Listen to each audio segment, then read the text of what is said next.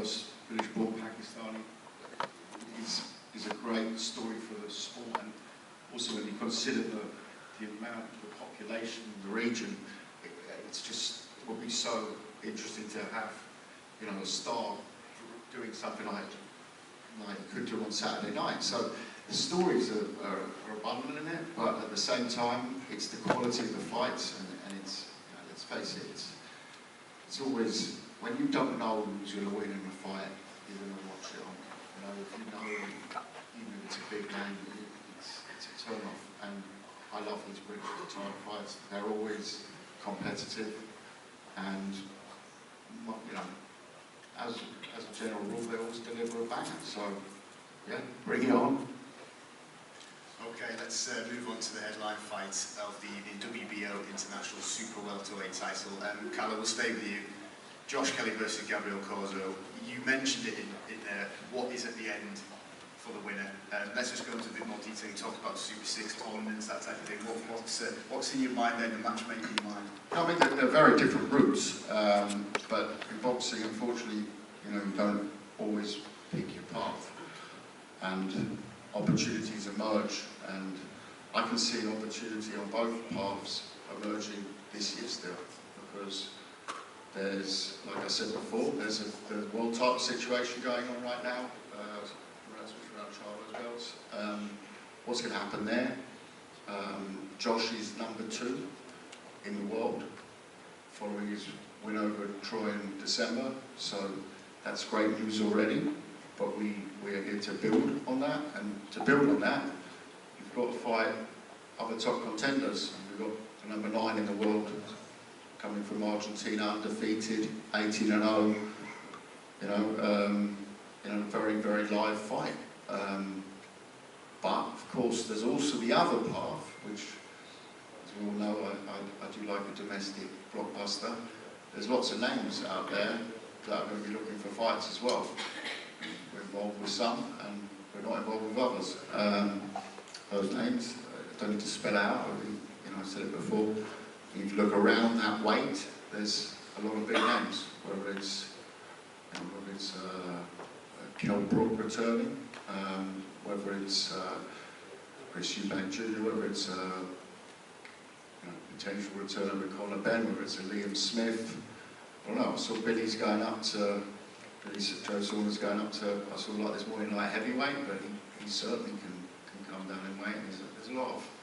I know that not everyone's a fan of the catch weights, but someone's got to make catch weight fights to make the big ones, and there's a lot of big ones there, and it just has that.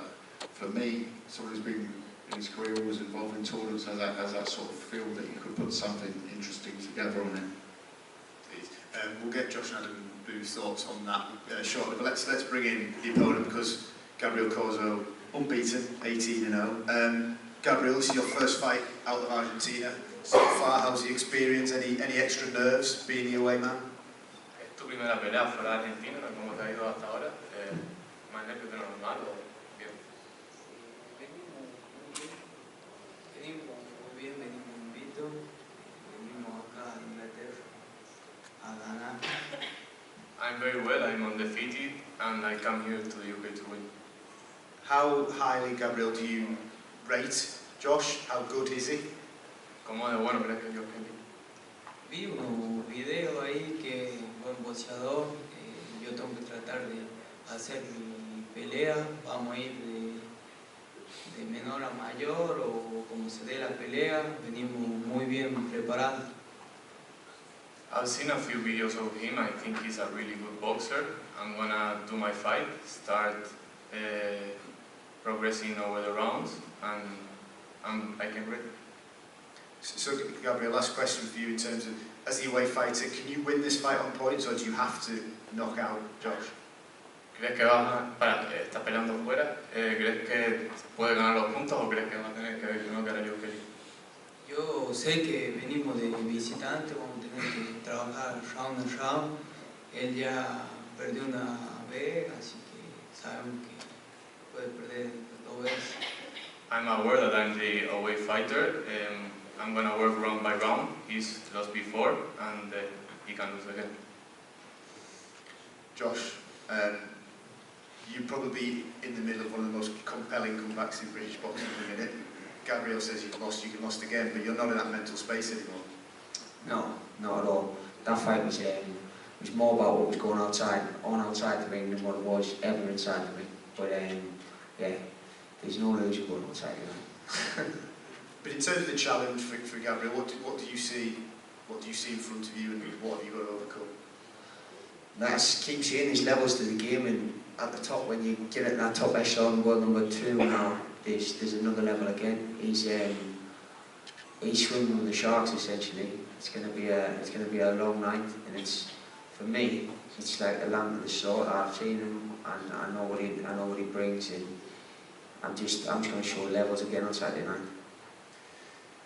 I know you don't like to look too far past what's in front of you, but Calla has been mentioning big fights potentially after this one.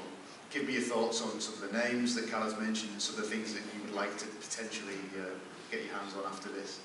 There's huge names. I believe I'm already being avoided in amongst them names because let's face it, everyone wants the money nowadays. Everyone wants these fantasy fights, these mad, crazy fights. So, and I mean, Calla likes making a few of them himself. So I mean, I can't knock him for it. Money's money. If you're getting paid, if you're getting paid, you're getting paid. Do you know what I mean? If the money comes along with it, then so be it. But I'm here to become world number 1 and become the best and get the belt. So that's why I think these guys are avoiding us. Not avoiding us, but they want to put us in the mix, which I already belong. I belong easily amongst them. Yeah, so that's my opinion. Gabriel, you're here to ruin those plans. What have you made of what Josh has just said? Que el sábado se va a ver en el ring vamos a ser nosotros dos. Sé que le puedo ganar por nocaut y que no es como él está diciendo, que está subestimando mucho y que vamos a dar la sorpresa el sábado. Y aguante Argentina.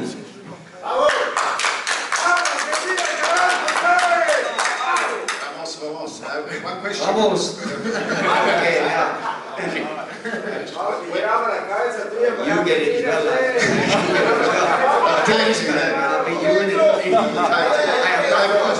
I'll beat you in a second. I've got a question. El Terrible. Where did you get the nickname from? ¿De dónde viene el nombre del terrible? De Eric del Terrible Morales. Eric del Terrible Morales. My favourite fighters. Adam, I'll bring you in. We invited some of the media to the gym 6 weeks ago. We got a glimpse of the form that Josh was in then. Where is he at as we approach the fight? How good has he looked? And what are you expecting from him on Saturday in Live on DAZN? Well, I say all the time that all Josh needs to do is fulfill his potential. There is so much that he can do. We've seen it in the gym for years. Over the last, Calla said that in the last year was a closing with a chapter, and it absolutely was. The mental evolution of Josh working with Steve Green was phenomenal. And what we've done this year is taken our time not to jump back in the ring too quickly, because we have been working on now developing him into his physical and mental prime. And what I'm seeing in Josh, physically, technically, and everything else, he's never done before. I'm excited now what the next period brings. That starts on Saturday. And it's all well and good talking about these big names like Uzbek and Kel Brook and those guys. It's brilliant, that's fantastic, because Josh does belong in there. And they do not want to fight him because they know what a nightmare he is. But he's got to deal with his job on Saturday first. He's a professional, but he's also a commercial professional. We know what the business is. And I'm now sitting back, having focused for 6 months on working with him to start to fulfill his potential in his prime. And I'm just excited for people to see actually what this fella can do that he still hasn't shown, because he's got so much more. Just expand on, if you would, why you think those guys that you mentioned don't want a piece of Josh. It's hard to find someone when you can't hit him. And if Josh chooses that he's not going to let anyone hit him, they're not touching him. And I'm talking about world-class fighters. We know that Josh, in the right mindset, with the right energy, with the right training, is a nightmare for absolutely anyone. And what I'm working on with him is that he's not just a nightmare for them where they can't touch him, but they're getting hurt while it's happening. Josh, you were sort of nodding along there, full agreement with what Adam's been saying. You've same mindset that these guys don't want a piece of you. Yeah, 100%. But this job, like Adam said, this job needs to be took care of on Saturday and took care of in good fashion.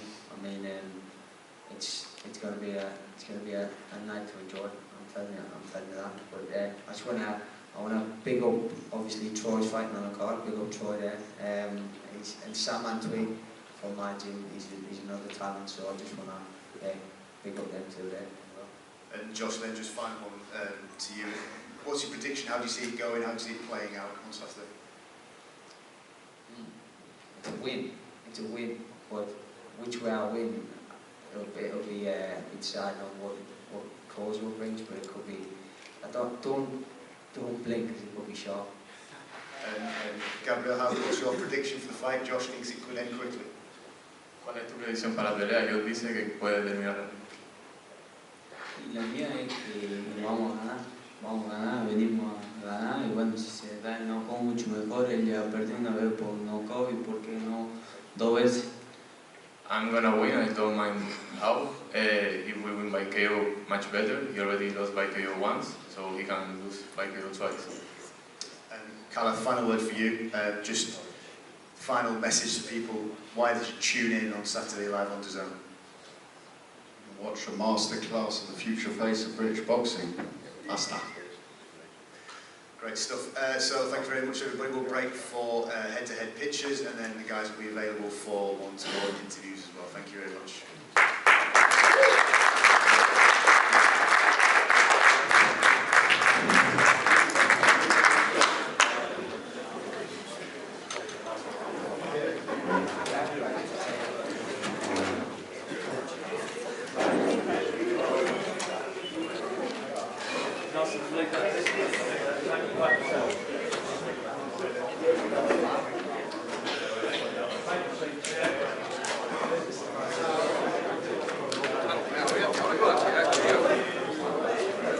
Right.